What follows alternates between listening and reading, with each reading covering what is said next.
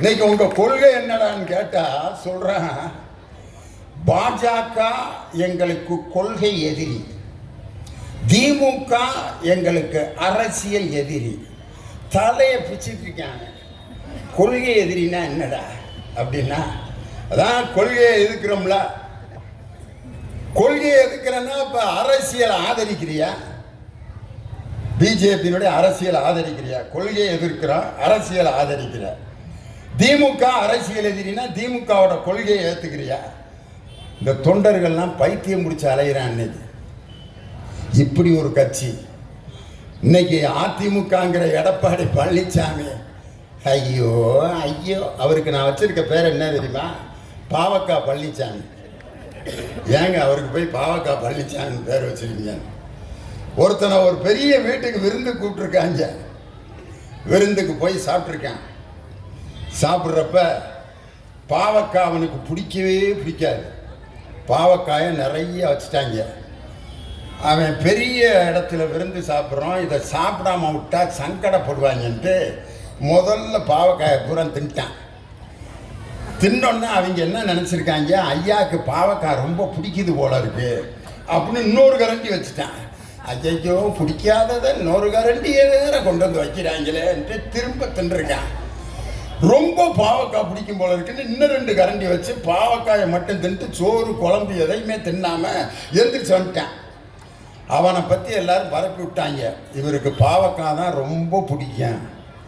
அவன் எங்கெங்கெல்லாம் விருந்துக்கு போனானோ அங்கே பூரா வெறும் பாவக்காயா தின்னு அவன் மற்றது எதுவுமே திங்க முடியாமல் வெறும் பாவக்காயை மட்டுமே தின்னு அவனுக்கு பட்டப்பேர் என்ன ஆகி போச்சுன்னா பாவக்காய் பழனிசாமின்னு பட்டப்பேர்.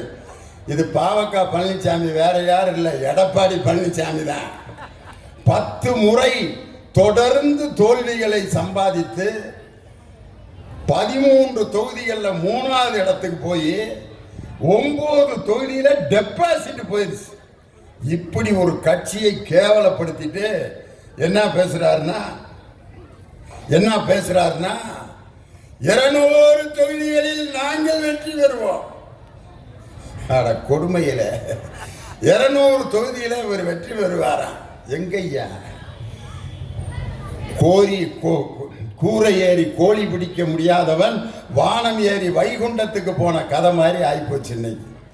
இன்னைக்கு என்னுடைய சகோதரிகள் இன்னைக்கு மகிழ்ச்சியாக இந்த நாட்டிலே வலம் வந்து கொண்டிருப்பதற்கு மிக முக்கியமான காரணம் எங்களுடைய அருமை அண்ணன் மாவட்ட கழகத்தினுடைய செயலாளர், சிறு குறு தொழில் மற்றும் நடுத்தர தொழில்துறை அமைச்சர் அன்பரசன்.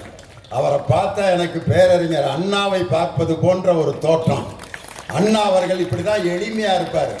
ஒரு சாதாரண சட்டை போட்டிருப்பார், வேட்டி கூட தரைக்கு கீழே நான்லாம் அப்படி வேட்டியை தலையோடு அப்படி இருந்தால் தான் நம்மளை மதிப்பாங்கடா அப்படின்னு. ஆனால் அண்ணன் அந்த வேட்டியை கூட சாதாரணமாக அண்ணா மாதிரியே கட்டியிருப்பார். அண்ணா எப்படி கட்சி மற்றும் தொண்டர்கள் தான் எனக்கு உயிர் என்று இருந்தாரோ அதுபோல தொண்டர்களோடு தன்னை தொண்டனாக இன்று வரை வைத்திருக்கக்கூடிய எங்கள் மாவட்ட கழகத்தினுடைய செயலாளர், அவருடைய அந்த அமைச்சருடைய அந்த சாதனை என்ன தெரியுமா? 10 ஆண்டு காலம் அதிமுக ஆட்சியிலே சிறு குறு தொழில் தொடங்கி சொந்தமாக தொழில் தொடங்கியவர்களுடைய எண்ணிக்கை 10 வருஷத்தில் 48,000 பேர் தான் 10 வருஷத்தில் சொந்தமாக தொழில் தொடங்கி இருக்கிறார்கள். ஆனால் இந்த 3 ஆண்டுகளில் 10 வருஷம் எங்க 2.25 ஆண்டுகளில் சொந்தமாக அண்ணனுடைய காலத்தில் தொழில் தொடங்கியவர்கள் எத்தனை பேர் என்றால் 58,000 பேர் 3 ஆண்டுகளில் சொந்த தொழில் தொடங்க வைத்த அந்த சாதனையை தன்னுடைய துறையிலே படைத்தவர் எங்களுடைய அருமை அண்ணன் தாமோ அன்பரசன். அந்த அண்ணன் இருக்காரு, அதிமுகவோட பொருளாளர், வஞ்சகமே இல்லாதவர், மனசுல பட்டதை அப்படியே சொல்லிவிடுவார். ஒரு மேடையில் என்ன சொல்லிட்டாரு, கட்சிக்காரங்க இப்பெல்லாம் காட்சி வாங்காம ஒருவேளை வேலை வாங்க மாட்டேங்கிறாங்கப்பா, நடு ரோட்டில் லுங்கிய தூக்கி கட்டிக்கிட்டு சட்டியோட நின்று காசு கேட்கிறேன். ஒரு கட்சி பொருளாளர் தன்னுடைய கட்சி தொண்டர்களை பற்றி இப்படி பேசுகிறார். அதுக்கப்புறம் என்ன சொன்னாருன்னா, கூட்டணி வைக்க வாங்கிடான்னா 200 கோடியா 20 தொகுதியும் கேட்குறாங்கன்றார். இவங்க கூட கூட்டணியே முதல்ல ஒருவேளை வைக்க மாட்டேன். ஆனா வைக்கிறவன் என்ன கேட்கிறாங்கிறத அவர் பாட்டுக்கு சொல்றாரு. இன்னொன்னு ஒன்று சொன்னார் பாருங்க ஒரு 6 மாசத்துக்கு முன்னாடி. எனவே உங்கள் அனைவருக்கும் நான் என்ன சொல்லிக்கொள்ள விரும்புகிறேன் என்றால் 2026 நாம் அனைவரும் உழைத்து மு.க. ஸ்டாலின் அவர்களை முதல்வர் ஆக்குவோம்ட்டார். யாரு? திண்டுக்கல் சீனிவாசன். பின்னால ஒருத்தன் வேட்டியை பிடிச்சிருக்கேனே, என்னடா சொன்னேன் அப்படின்னாரு. ஸ்டாலினை முதல்வராக அப்படி சரி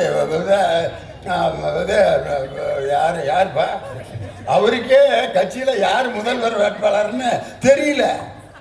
இப்படி ஒரு கட்சி, இப்படி ஒரு கேவலம் இந்த கட்சி.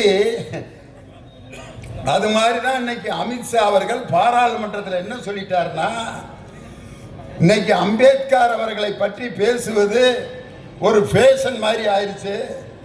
அதனால நீங்க கடவுளே கடவுளே கடவுளே கடவுளேன்னு சொன்னா கூட உங்களுக்கு சொர்க்கத்தில் இடம் கிடைக்கும். ஆனா அம்பேத்கர் பேரை சொன்னா உங்களுக்கு எங்கேயும் இடம் கிடைக்காதுன்ட்டார்.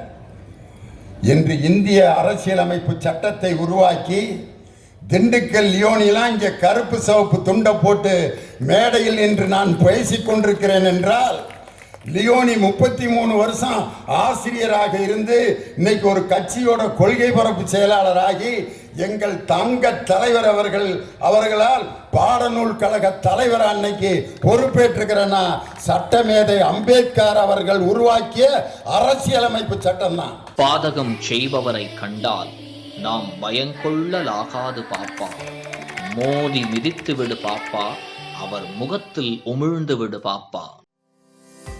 அண்மை செய்திகளை உடனுக்குடன் தெரிந்து கொள்ள இணைந்திருங்கள் இயம்நாடு தொலைக்காட்சியுடன்.